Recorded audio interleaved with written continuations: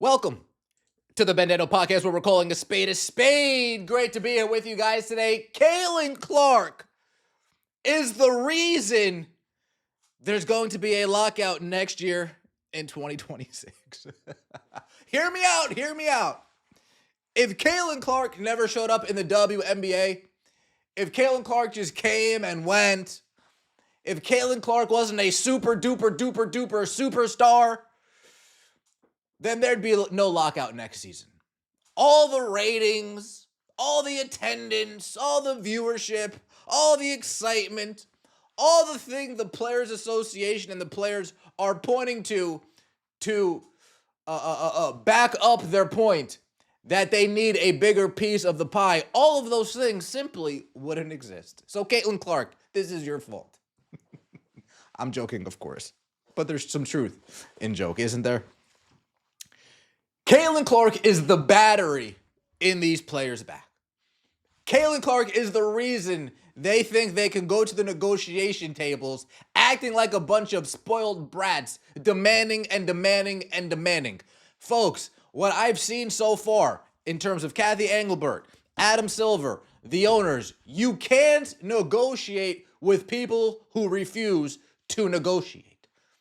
The players have demands. Not asks, they have demands. And if those demands aren't being met, there will be no 2026 season next year. On top of that, Caitlin Clark being injured this season. Ooh, players, you guys didn't consider that, did you? Caitlin Clark being injured this season. Cathy, Adam, the owners, they're looking around and they're saying, wait, where'd everybody go? Hello. Now, there was a season that took place in 2025, but by and large, for the casual fan, for the person out of sight, out of mind. The WNBA wasn't talked about on First Take, wasn't talked about on Fox Sports, wasn't talked about by Colin Cowherd, by Jason Whitlock. Not really talked about. ESPN tried to do a show with Andrea Carter and Elle Duncan. That came and that bombed miserably. Vibe check. But what that injury did, it showed the owners, oh yeah, it's just because of her. Oh, yeah, all the excitement's gone. Yeah, it's all gone. Oh man, how fast it can all go. Oh, snap. So the owners understand. It's because of Caitlin Clark. All the numbers and the metrics are because of a certain individual. This season with minimal Caitlin Clark gave the owners a taste of what it would be like had Caitlin Clark not come into the league. WNBA is back to being, Yes, there's some residual effect, of course, because we live in reality and she did come into the league, so the residual effect is there. But they listen around, they see around, and like, oh, this is different. This is way different than last year. We have Adam Silver talking about the players' CBA negotiations and what they have earned. Like the video, comment, subscribe. Let's get right into what Adam Silver had to say. Here, WNBA, as you know, they're calling for players in the WNBA are calling for more money. They 9%, I believe, accordingly. They get 9% of total revenue compared to roughly 50% of the revenue of NBA players.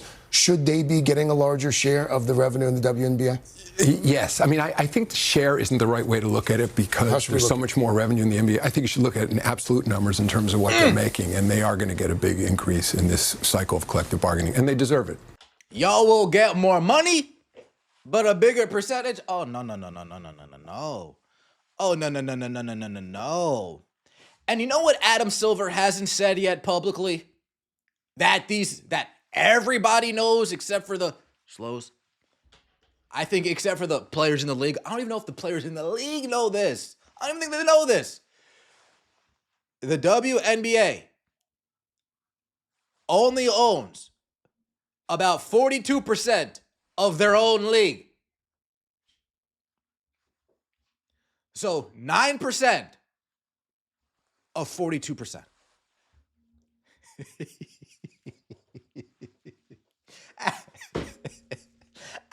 Hey, Adam's trying to let him down nice and easy, man. He's trying to say, hey, go to sleep. It's okay. It's okay. I'll give you some more money. But he's trying his best to let them down easy. No, you're not getting a bigger shit. No. No, no, no, no, no. Sorry. And of course, some of the slows are a little bit frustrated. Adam Silver, the most significant piece of shit commissioner there is. And the media is very friendly to him. Okay. Oh, okay. This is such a patronizing response. Just be happy with the scraps we give you. Some people will consider that a lot. A different size rev pool is exactly why percentage shares are relevant to ensure they are getting an adequate cut of the revenue they generated for the league.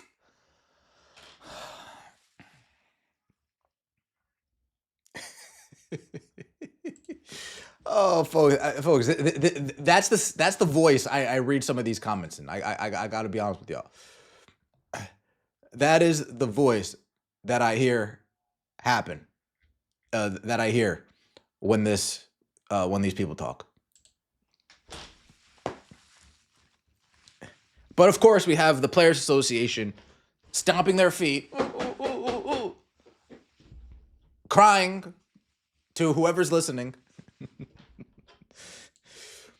Don't want to share, Adam Silver?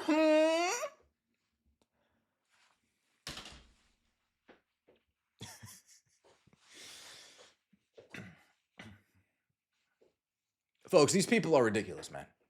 They're a bunch of kids in this league. There's no other way to put it. There are a bunch of children in this league. Hey, Halloween's right around the corner, right? I'm going to go knock on every door in this development. Trick or treat, trick or treat, trick or treat, trick or treat. I got a whole pillow sack full of I got a whole pillowcase full of candy. A whole pillowcase full of candy. Meanwhile, my next door neighbor, they only knock on a few doors. Knock, knock, knock, knock. And they got some candy. Not nearly as much candy as I do. They got some candy. And they come up to me, hey, I want half your candy, Ben. Like, whoa, whoa, whoa. But you didn't even do half the work I did. You didn't put in the time I did to get all this candy? And you're trying to demand this candy from me? Oh, you're crazy. Oh, you're crazy. Wait, you want a higher percentage of you want 50% of my candy here. You know what? I'm not gonna give you 50%, but I'll give you some pieces. Yeah, here. You got some Nerds, got some Laffy Taffy for you, got some Tootsie Rolls. Oh, here, I got pretzels. You guys know how people get pretzels for how. Here, take some pretzels. But I want 50% of your pillowcase. No. Me and your mom, we made a deal that, just because I do more work on Halloween, you'll get 9%. But maybe I'll give you a couple extra candy bars on top. But that's all you're going to get. Don't be asking for more. Crazy work, huh, folks? Crazy. It's crazy. That's wild because he literally said they're going to get paid a huge chunk of money and that they deserve it. How people keep taking these quotes out of context without watching the full thing, especially the Players Association at that. They think this is effective negotiating. They do. I think that's the saddest part of all of this. They do. Because they're so entitled. They're all so entitled. The season ended, 2 weeks ago? How many you think have actually picked up a basketball since? If they're not playing in Europe, if they're not in Australia, how many of these ladies you think actually picked up a basketball since and have put in 3 to 5 hours a day in the gym? Ask yourself that. Not many. Moving on to Rebecca Lobo. Rebecca Lobo, what you got to say? And honestly, too, this is sort of the first time I'm watching the CBA negotiations from afar without the fear that the league is going to fold. Because to me, in every previous CBA negotiation, there was a real possibility that the NBA could just say, this is too much, we're losing money. There was never a possibility. Think they're going to close down this charity?